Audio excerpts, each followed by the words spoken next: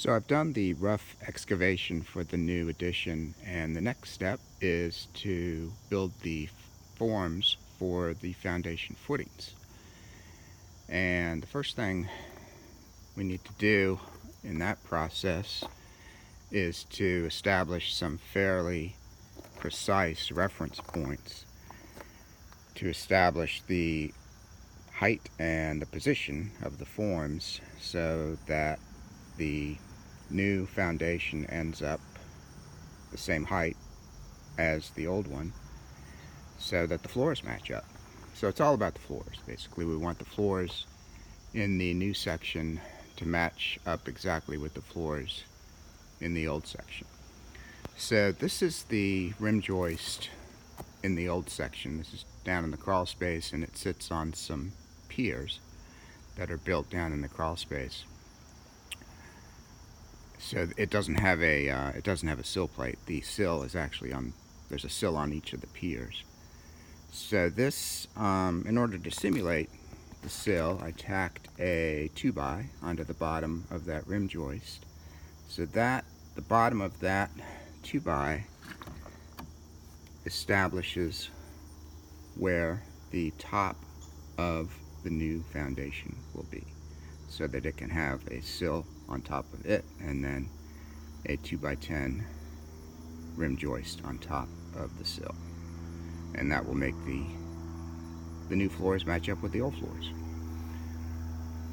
So in order to extend that the position of that sill over to the wall, I put a laser level on the bottom of that tacked in 2x and lined that up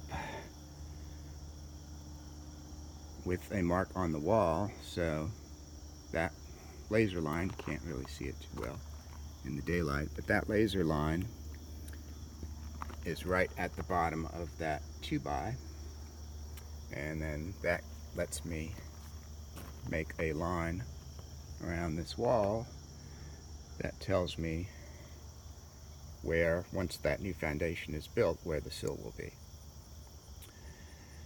Now it's going to be, the foundation wall is going to be 5 concrete blocks, which are 7.5 inches high, and with the grout lines, they are just a little bit under 8 inches high.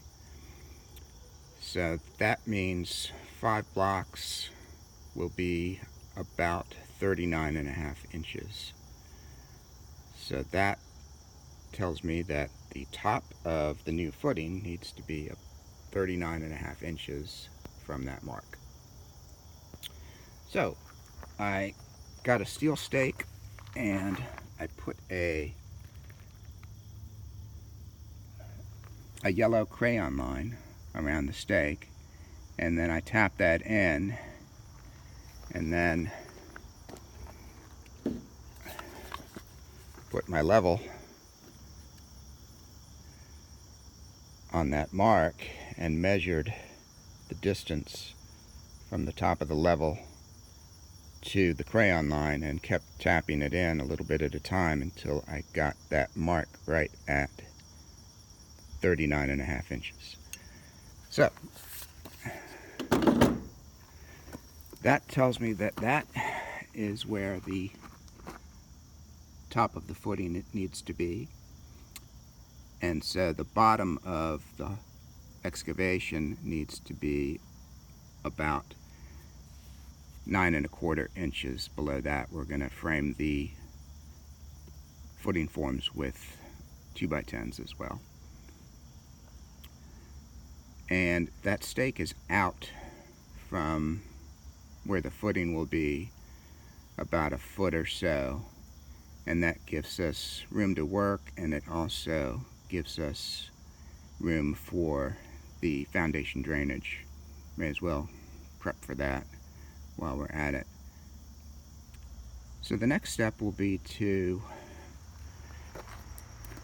get some batter boards set up that are at the same height and then I'll run a string line from those to the stake, and I'll do that on both sides of the new foundation. And then by measuring in both directions and diagonally between those corners, I can figure out exactly where the corners need to be to make everything square. So that will be next. See you in a bit.